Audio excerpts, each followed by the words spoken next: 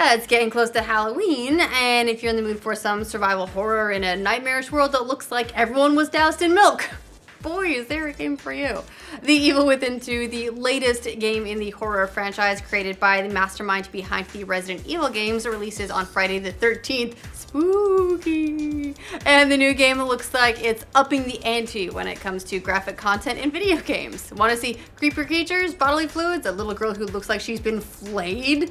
Well, that's weird, but you've come to the right place. The game was developed by Tango Gameworks and published by Bethesda for PC, PlayStation 4, and Xbox One, and it's the sequel to 2014's The Evil Within. Here's everything you need to know before you go out and get it. And just to be clear, this isn't reviews, this is a feature overview. Now, if you're not familiar with The Evil Within, the first game involved a police detective named Sebastian Castellanos who gets pulled inside a nightmarish world full of creepy visions and grotesque creatures with a shady corporation lurking in the background.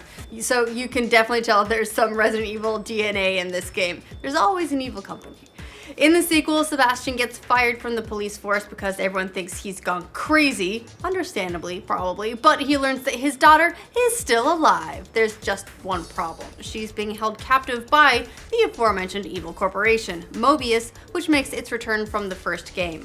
Also returning is the STEM system, which was created by Mobius and can create virtual worlds that are generated by the user's mind. And some people inside the world are able to manipulate that world in extremely twisted ways. In The Evil Within 2, Sebastian finds himself in the small town of Union, which was created by his daughter's mind. The problem is that Union is very unstable, and playing as Sebastian, you're in a race against time to save your daughter and solve the mystery around Mobius before the world collapses. Oh, and you have to confront various sadistic killers who are also present in the world, because multitasking. The new game is less linear than the first Evil Within. There are fewer corridors and more wide open areas. Players can advance the story in multiple ways. There are side quests plus a new item called the Communicator that will help Sebastian to navigate it all. The device will highlight your objectives and resources as well as the enemies throughout the game's world. By using the Communicator, you can also find resonance points, which give you details about the backstory of the world of Union. As in the first game, you can decide whether to confront enemies directly or go stealth mode and sneak by them. There's also a pretty robust crafting system where you use scarce resources to tweak your weapons' firepower, ammo capacity, reload time, and other stuff.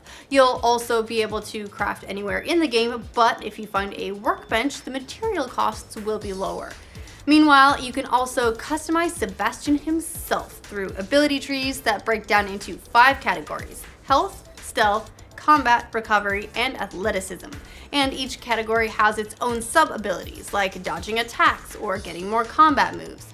You'll be able to get all these abilities through the green gel system, which returns from the first game. But don't expect to be able to make your character all-powerful. Come on, it's a survival horror game, and staying alive will always be difficult no matter how many abilities you have. As Bethesda put it, you won't be able to turn Sebastian into an invincible killing machine. You can make him hardier, faster, and sneakier. However, you'll still need to be smart. You'll never be safe in Union. As an example of those limitations, the game's director, John Johannes, mentioned in an interview that your character is not very physically fit. He can't even sprint for more than a few seconds. That cop was eating too many donuts. Story, though, is the name of the game in Evil Within 2, and the emphasis this time is much more on psychological horror rather than just straight up gore. In The Evil Within 2, the overarching goal of the game is finding your daughter. As Bethesda said, Sebastian's mission is personal. They explained he's searching for his daughter, Lily, who he thought he had lost many years ago, and it's now a race against time as the world crumbles around him. Sebastian must rescue Lily before everything falls apart and they are both lost in STEM. Series creator Shinji Mikami said that the story this time will be more straightforward than the sometimes confusing plot of the original. Mikami told IGN, "The difference between this game's story and the first one is that we tried to focus on making it simpler and easier to understand." Of course, Mikami himself is a legend in the horror game genre. He worked at Capcom for years and directed and produced many of the Resident Evil games as well as the first Dino Crisis before leaving to start his own studio. Mikami also made some interesting comments about this game's difficulty.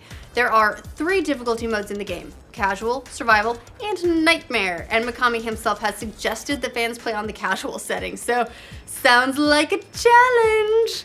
As for console and PC features, there will be graphical differences depending on which system you play The Evil Within 2 on. It will run at 4K Ultra HD on both the Xbox One X and PC. No word on PS4 Pro just yet, but Sony lists the game as being PS4 Pro enhanced, so we'll likely get those details, well, very soon, hopefully. As for the graphics options on PC, you'll be able to adjust the game's motion blur, screen space ambient occlusion, volumetric light, shadow quality. You can also adjust the field of view between 45 and 90 degrees and use one of 4 options for anti-aliasing. And one more note about the game, Bethesda's also launched a new charity campaign that's related to the game, maybe possibly as a subtle apology for the flayed kid. Anyway, the campaign is called The Good Within, and it's raising money on CrowdRise to support the American Red Cross in its disaster relief efforts, so that's always a pretty good thing. Alright, so that about does it for a quick overview of what you'd be getting into with The Evil Within 2. Are you planning on picking it up, waiting for reviews, waiting to see more gameplay from streamers and YouTubers? Let us know in the comments. And for all your gaming news, make sure you like this video. If you're new here, subscribe to The Know. In staggering numbers. And they're actively hunting down and killing whoever is left. It's a nightmare. At this rate, there will be no one left in 2 weeks. We're all doomed. I'm sorry. Prove your fealty to me. Bring me the core. Lily.